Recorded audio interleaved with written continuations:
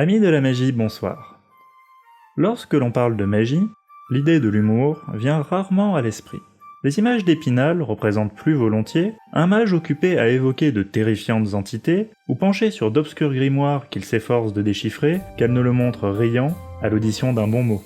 S'il arrive que la magie décoche des traits, ce sont rarement ceux de l'humour, mais l'antinomie préconçue doit être dépassée, ne serait-ce qu'à titre de précaution. Parlons clair, la magie peut rendre fou. L'obsession, l'interprétation systématiquement orientée vers l'occulte des faits les plus anodins, et le délire de grandeur, celui que certains nomment magistritisme, ne sont jamais bien loin. La folie rôde volontiers aux frontières du royaume de l'ombre. Se prémunir de possibles effets psychologiques dommageables n'est aucunement superflu, et l'humour, par la mise à distance qu'il provoque, constitue un élément équilibrant de la psyché.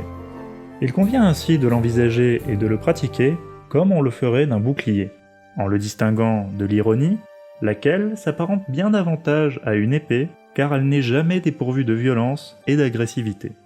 Le premier protège celui qui l'emploie, alors que la seconde blesse voire détruit ce qu'elle frappe, la maîtrise des deux garantissant une efficacité tout à fait complémentaire de celle de la magie proprement dite.